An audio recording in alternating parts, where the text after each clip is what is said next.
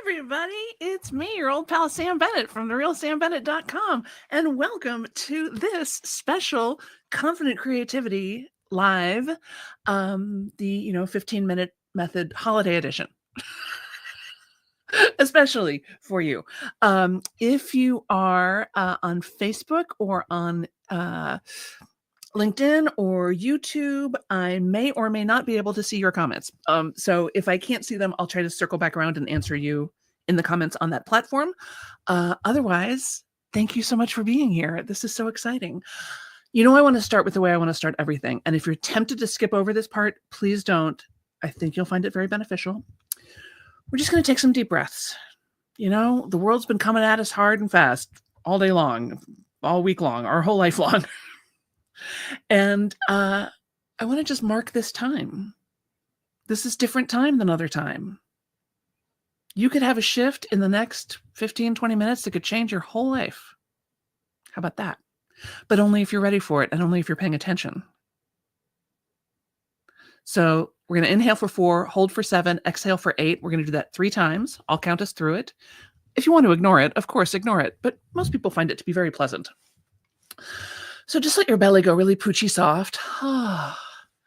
Open up your hands in an attitude of receiving. You give so much to so many all day long. This is a chance for you to get nourished, right? And receive. And let's inhale, 2, 3, 4.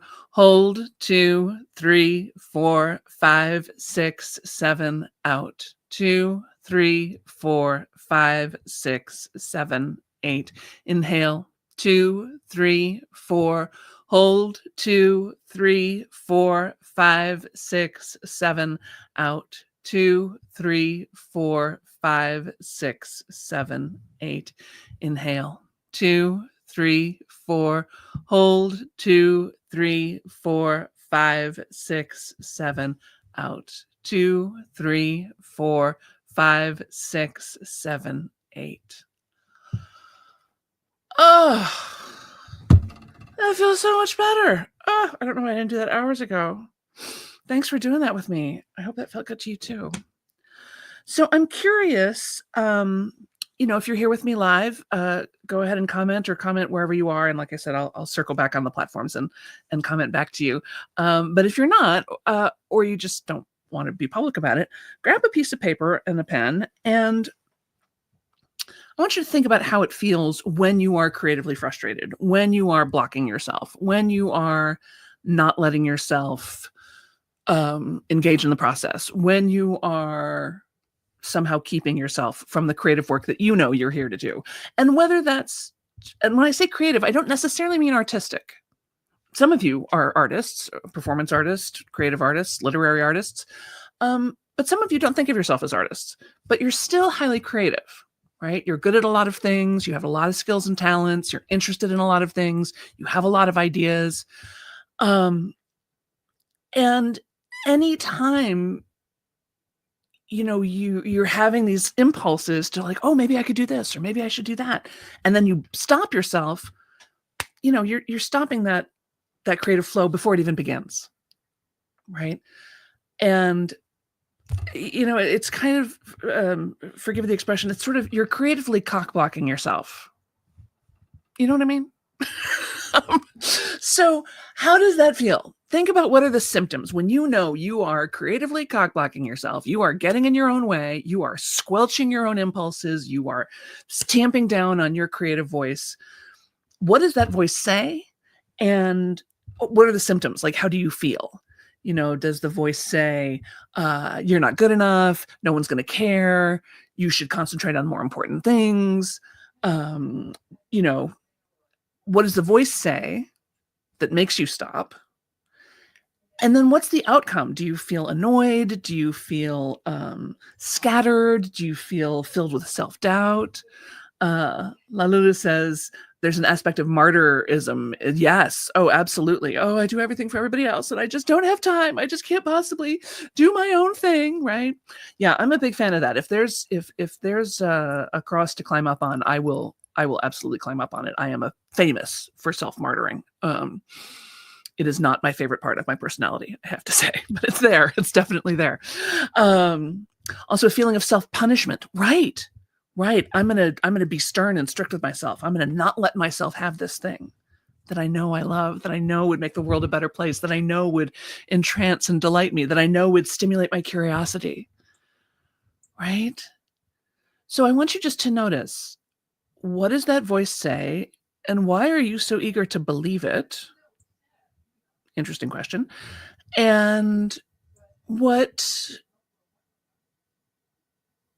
is being in that state of agitation, of not giving into your creative impulses, not allowing yourself the time and space and materials and generosity of spirit to do your work? What does it gain you to feel so annoyed, so perturbed, so martyred, so demeaned? Because there's something in it for you, right? Like the nice people say, you always win the game you're playing. If you're a writer downer, that's a good writer downer. You always win the game you're playing. So if the game you're playing is, I never have time to do my creative work, congratulations, you win. If the game you're playing is, no one cares if I do my work or not, congratulations, you win.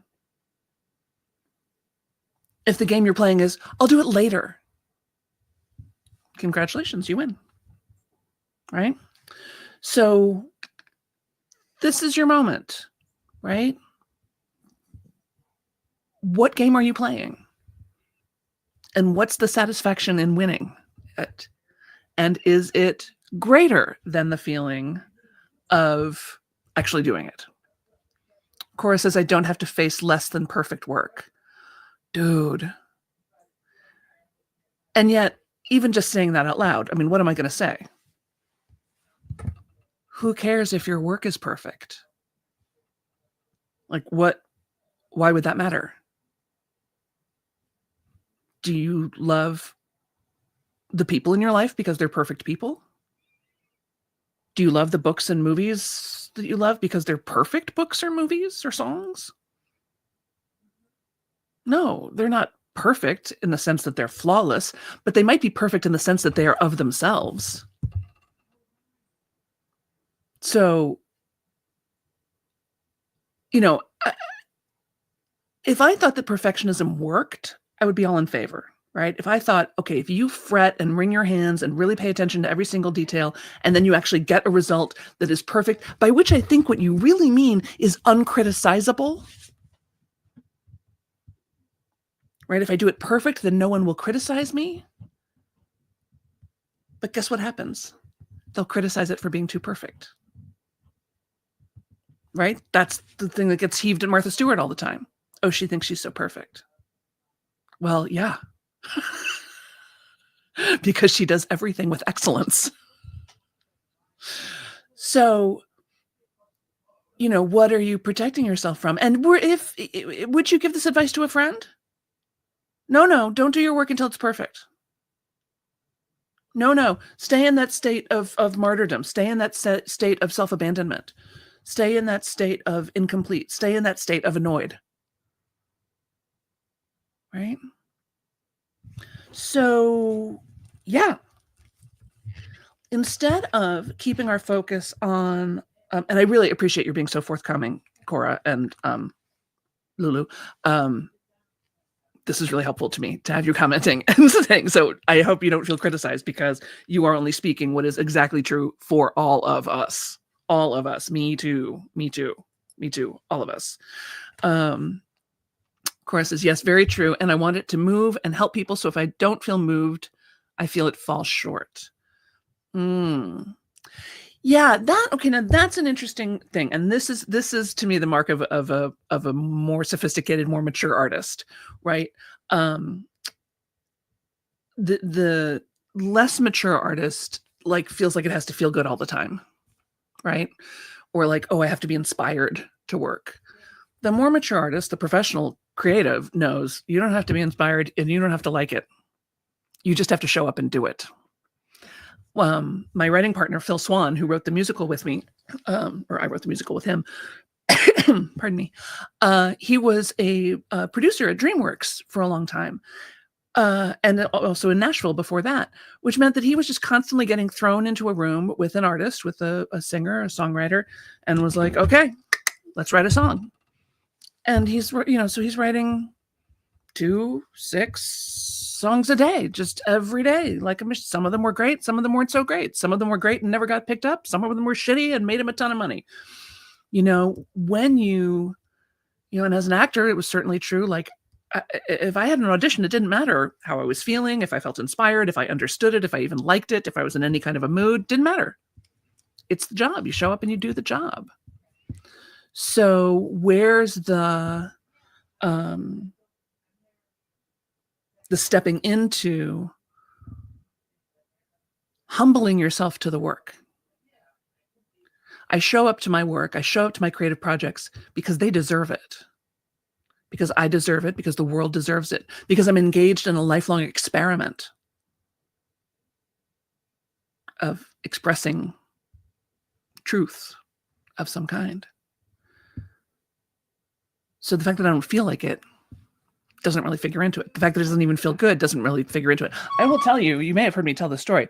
When I was writing 15-Minute Method this year and editing it, I did not like it. I was not crazy about this book. I like parts of it, but I did not like the book as a whole, to the point where I was wondering if I could get out of publishing it. I was like, I wonder if I can get out of this contract. Sadly, I had already spent the advance, so the answer was no. And I needed help. I needed more help than I'd ever asked for before in terms of turning it into something good. And finally, by the time I was in the booth recording the audio version, the Audible, I really did quite like it. Now I'm quite enamored of it. I really think it's a quite good book. But the whole process, I did not like it.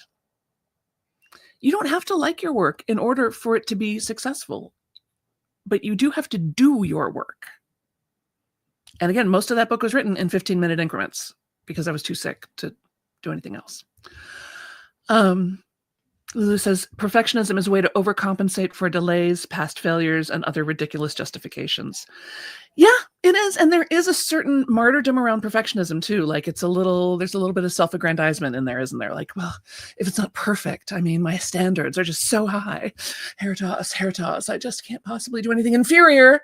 I would never be so, it's like, well, except you would and you do. So yeah, get over it. Right. Hey, Jennifer, she puts a little star. That's nice. Thank you. So what's the actual outcome you want? What's the actual outcome you want? You don't want to be trapped in this world of perfectionism and exhaustion and self-doubt and self-pity and martyrdom and blaming others and all this other crap. You're not interested in that. That's not who you are. That's not what you're about. That's not what the child inside of you wants. That's not certainly what your future self wants. Right? So what's the outcome we want? What can we focus on that would feel great? Like, it would really feel great to just write and publish a song a day, even if it's just 16 bars.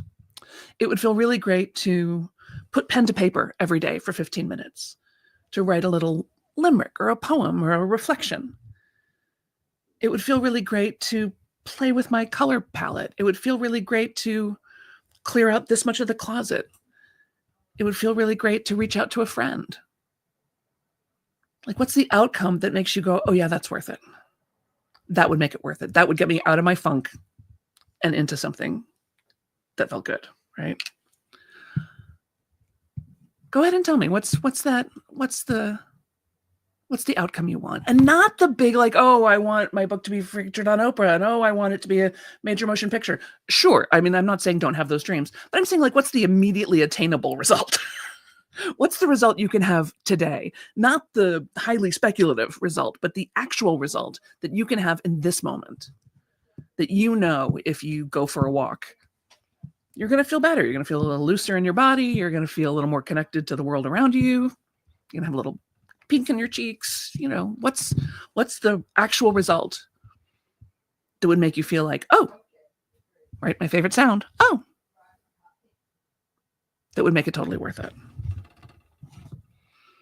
And can you make yourself a little sign that says, pink in my cheek, connected to friends, pen to paper, doing it because I want to? Right? We get so trained out of the question of what do I want, don't we? I always think, like, What do I want? I don't know. What do you want? What do you want me to want? What can I do for you? Let's talk about that. Right? But there's an important question in there. What do I want? What do I want for myself right now in this moment? And do I have the power to give it to myself? And if so, I think you should at least try going ahead and giving it to yourself. You've tried withholding. Try giving in. La Lulu says, because I deserve to enjoy 15 minutes. Amen. Amen. You are allowed to have 15 minutes a day that feels amazing. And I'm telling you what, the spillover effect of the 15-minute thing, incredible. Incredible. So if you're into this 15-minute thing, you can join me for the daily practicum. It's not just me, actually. It's, oh, there it is. I'm not even there, actually. My spirit is there. My intuition is there. My heart is there. But it's actually run by team members and by some volunteers, some incredibly generous volunteers. But every weekday at 12 noon Eastern, 11 Central, 9 Pacific, 5 p.m. GMT, we get on Zoom for 15 minutes. Everybody says hi. We do a little breathing, heads down. People work for 15 minutes, and then they put their heads back up, and they go, oh my gosh, I did it. I did it. I spent 15 minutes practicing that tricky part on that piece. I spent 15 minutes writing a note to my friend who just lost her husband, and I didn't know what to say, but I wrote her the note, and now it's ready to go to the mailbox. I sent that email. I called that person. I organized this bit of paper. And it feels so incredible. Right? And it works because it's only 15 minutes. It's on your calendar. You've paid for it. You've made an investment. There's other people who are there expecting you, cheering you on, who love you. Right? So if you're into it, if you want to check it out, go to therealsambennett.com/practicum. And you can get a month-to-month subscription. You can subscribe for the whole year. It makes a lovely holiday gift. You could get it for somebody else if you wanted. And give yourself the opportunity to experiment, to try something different. And it's so funny. We've got some people who do it, are there every day, no matter what. There are some people who are there occasionally. There are some people who are never there in person, but they keep their subscription because just having it on the calendar every day and knowing that they've paid for it, inspires them to do their 15 minutes at another time. So, Veronica says, we're there. It's super fun. It is super fun. It is super fun. This is friendly, gentle accountability and support. Yeah. It's beautiful. It's a really beautiful community.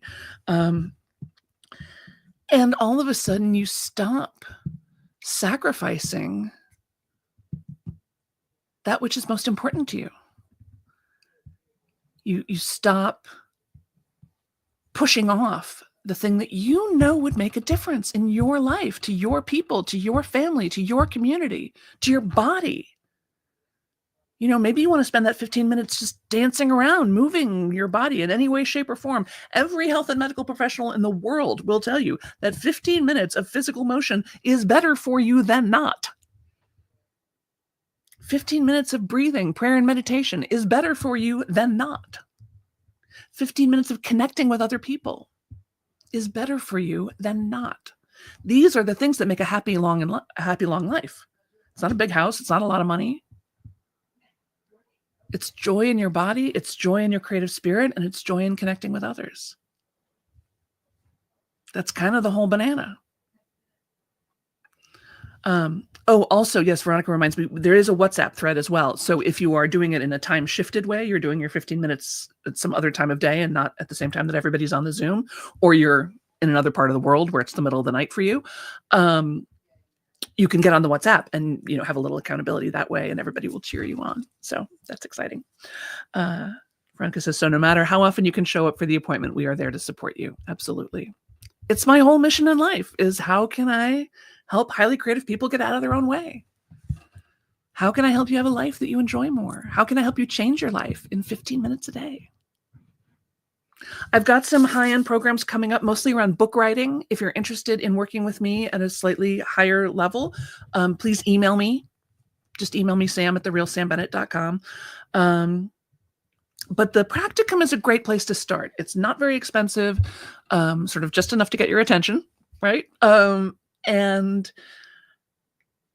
what I hear over and over and over and over again is it's like a miracle. Like, who knew that 15 minutes could yield so much? Who knew that 15 minutes could open you up so much? Who knew that the accumulation of 15 minutes every day for a week or a month or a year or 6 years or 60 years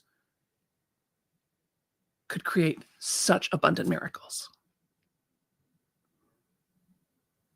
Because the magic is in the doing of it. It's not in doing it well. It's not about doing it better than everybody else. It's not about doing it for money. It's not about doing it in a way that gets approved of. When you were a kid, you didn't care about any of those things. You just had to do it. You had to draw. You had to sing. You had to dance. You had to write. You had to tell the story. That's what we're here for. To share the story, to share the truth of our experience. It's what we've always done. It's what makes us human. It's why we recognize each other. We could look at humans and in any culture, at any time frame, at any point in all of human history, any age, any race, any continent, anything, and we would know each other because we sing songs, because we make pictures, because we tell stories. It's the most natural thing about us. And so many people got their creativity beat out of them in school or by their parents or by a world that says it's not important, or, well, if you enjoy it, you shouldn't get paid for it, or that's a hobby, or you should have something to fall back on, or all the things. And, sure, why not? I don't care. Do what you want to do. But that part's precious. And notice it's never abandoned you. Your creativity has never abandoned you. Not once, not ever. It's always there. It's always with you. It's always throwing up new ideas. It's always tapping you on the shoulder. It's always pointing things out to you. Give it a little space. Your creativity adores you, and it's yours alone, even though you feel like everybody's already doing that. Yeah, but not your way. Not with your voice. Not with your rhythm, not with your style, not in this moment. And even if it has been done before, so what? Do we not need any more great novels because somebody's already written a great novel?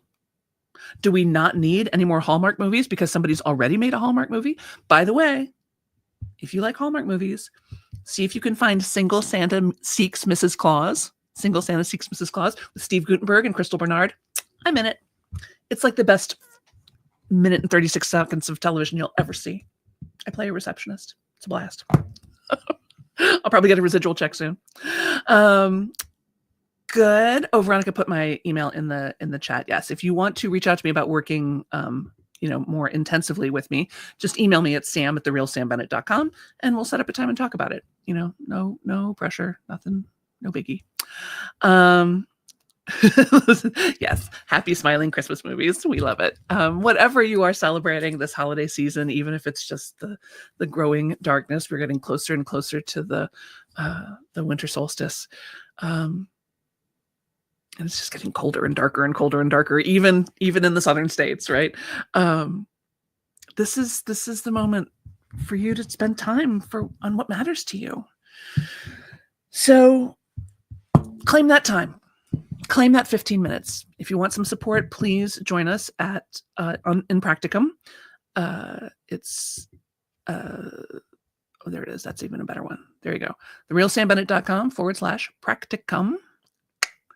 And I am happy to take any of your comments or thoughts or ahas or insights or nah-ahs, or that would never work for me because you got me here. You might as well talk to me.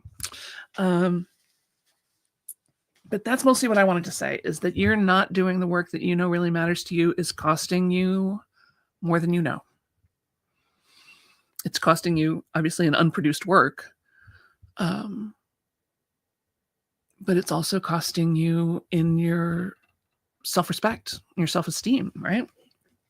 Every time you break a promise to yourself, it's a little ding on your self-esteem.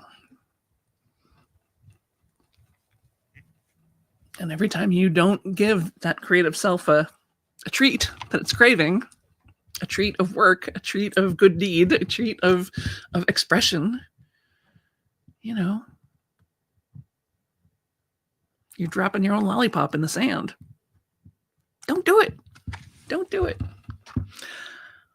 All right. I will circle around, like I said, and see if anybody has any comments on any of the other platforms.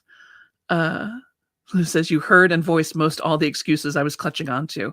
Yeah, I mean, and it's easy to do. The world will absolutely support you. When people say, how are you? And you go, oh, I'm so busy. I'm so stressed out. They go, oh, I know, me too. I'm so busy. I'm so stressed out. It's like there's this big club and we're all so busy and so stressed out. Well, what if you said, I'm great. I've spent the morning doing needlework. Thank you for asking. I'm great. I've been singing a lot. Thanks for asking. I'm great. I worked out this dance move that I wasn't sure I could do. I'm great. I've been back at the bar. B-A-R-R-E. Or B-A-R. I don't. Maybe you're a mixologist. I don't know how your creativity expresses itself. Could be anything. Be the one at the party who's talking about the thing that fascinates you. Drop the small talk. Well, I've been making 15-minute a day progress on clearing out my basement.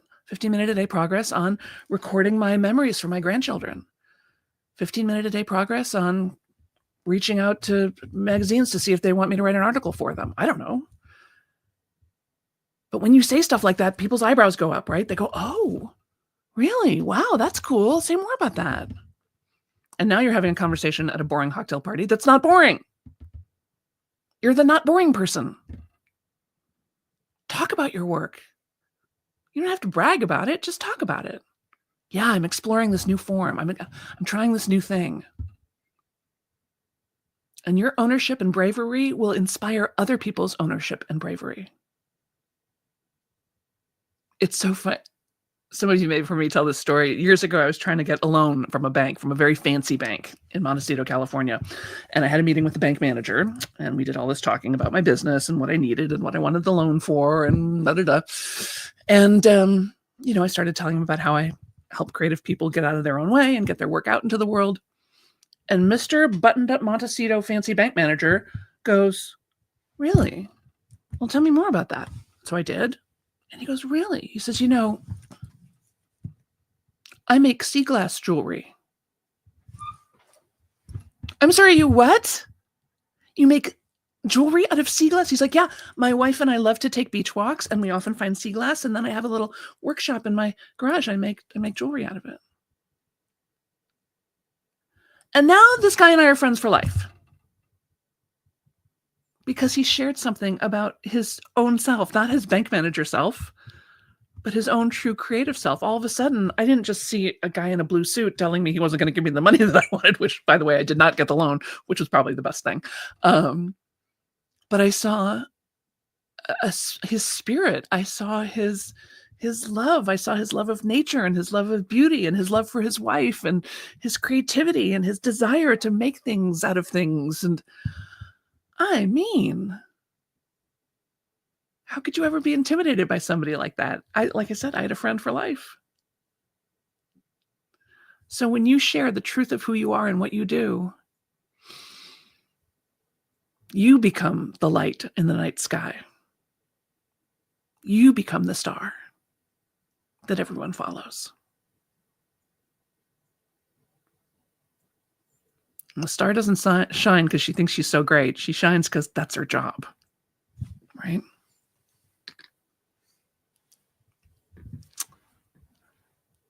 The universe was trying to prompt me last night when the power went out for a few hours. Had to slow down and switch gears. Yeah, exactly. Pay attention to those little signs and signals, those little invitations and inquiries.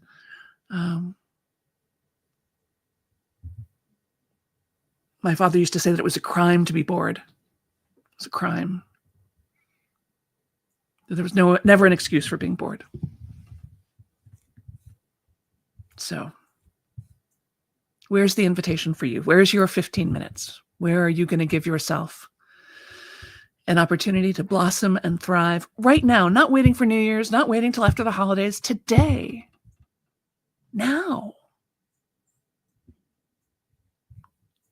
The voice stopping me says, you can't do it now in this outfit or at this time. It's not the right time or the right look to let it flow out. Yeah, that's good, right? Your fear will keep throwing up reasons for you to not do it until it finds one that you believe and you stop. You got to remember, your fear is just trying to keep you safe. It's like an overprotective parent at the playground. Don't climb too high. Don't go too fast. Don't. And you're like, I'm fine. I got it. Right? So your fear will throw that, oh, no, that's not right. Oh, you're not wearing the right thing. Oh, it's not the right time. And you can say, well, this may not be the right outfit, but I'm going to do it anyway. This may not be the right time, but I feel like it, so I'm going to try it anyway. And again, this is the other reason why the 15-minute thing kind of works, is it sort of hopscotches right over that, right? If you're like, well, yes, I know I'm not wearing the right outfit, but it's only for 15 minutes, so it'll be fine. Oh, it sort of flummoxes your fear, like, okay, I guess. It says, I feel shame for not being ready or not having my things ready at the right time to capture this moment of inspiration. There's no shame, babe. There's no shame. You're capturing what you need to capture, and this is a live stream. We'll share the recording of this. You're fine. Oh,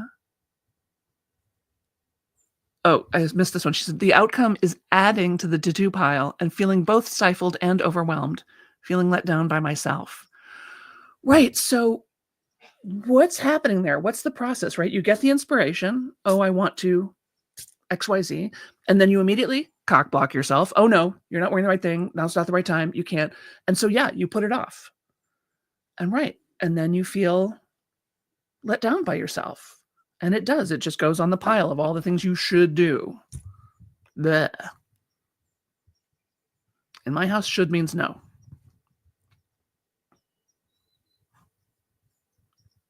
But again, you haven't done it wrong up to now, right? You're doing the very best you can with the information you have. Always. We all are. And again, how would you talk to a friend? How would you talk to a child? You wouldn't say, oh, don't do that. You should just put it on the to-do pile and then feel embarrassed that you haven't done it. Of course not. You would say, oh, that sounds like fun. You should totally do that. And if you didn't do it, like, oh, well, maybe tomorrow. Maybe right now. But it's a particular trick of, I think, mostly very intelligent people that, like, the minute they figure something out, they immediately feel ashamed and embarrassed that they haven't figured that out sooner. It's like, wait, you just had a breakthrough and they're going to feel bad that you didn't have this breakthrough sooner? Let yourself live for a second. Like, why are we racing back around to the I feel shitty part? Like, let yourself feel great. Let yourself feel inspired. Let yourself feel off the hook for a minute. You can't do it wrong. You can't live your life wrong. There's no such thing as mistakes. How could there be? There's only you in this one life taking these steps. There's no other more perfect version of you that we could point to and go, oh, well, see, that person's obviously doing it better. That version of you is obviously doing it better. No, there's only you. So when there's only one, it must by definition be perfect. You following me? It's like the moon. We don't look at the moon and go, it's not so great. No, it's only one. There's the moon, and that's what it looks like. That's what it is. We can't call it imperfect. It has to be perfect because it's the only one we've got. If there were two moons, then we could go, okay, I prefer that one to that one. And because you're a creative person and you can make a picture in your mind of a more perfect world, we feel like, oh, I should be able to create that more perfect world. But, we see this even in the culture. Like, it's not like we can point back and say, oh, remember that time when all the men and women treated each other equally and had a lot of respect? It's never happened. Not once. Hey, remember that time when everybody in power was really benevolent and gracious and worked for the common good and there was no corruption or self-interest? It's never happened. Not once, not in all of human history. Remember that time when all the races got along and were really curious and supportive of each other? It's never happened. Now, I'm not saying we shouldn't work towards that dream, but I'm saying it's never happened. But we feel like because we can imagine it, we should be able to get there. But I'm saying that's an imagination game. This more perfect version of you that does perfect work all the time, that's an imagination game. And it's a way of dissociating, right? Thinking is a means of dissociating. All the value you're going to get out of doing your work comes from actually doing your work, not from thinking about doing your work. And in fact, I think if this little conversation we've been having today has revealed nothing else, it's that when you are thinking about doing your work, it's pretty dark and self-punishing. It's not fun. When you are actually doing your work, that's where the joy is. That's where the joy is. Artist says, yes, exactly. Why didn't I think of this 10 years ago? All that time wasted. How can I ever catch up? Make up all that time. Very clever way to not implement the brilliant insight. Right. There's no such thing as wasted time. You can't waste money. You can't waste time. You can't fuck up your life. Like, money just goes where it goes. Time goes where it goes. You get things when you get them. You couldn't have learned this 10 years ago. You weren't here. And if you believe in space-time, maybe it's all happening right now anyway. It's entirely possible that time doesn't really exist. In fact, it's likely. So you say, yay, I got it today. Thank goodness. Just in time. Perfect timing for me to get this. Perfect timing for me to start right now. Perfect timing for me to stop this pattern of self-abuse and self-neglect. The world is tough enough. Don't pile on. Be as compassionate and loving and supportive to yourself as you are to everyone else in the world. Right? This judgmental, perfectionist, eye-rolling, sneering person inside of you, that's not you.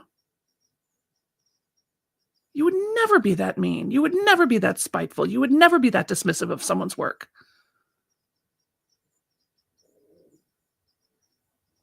And if somebody did, if you heard somebody do it in real life, you'd be like, wow, that person really has a problem. You wouldn't even take them seriously. You would just be like, wow, that's weird.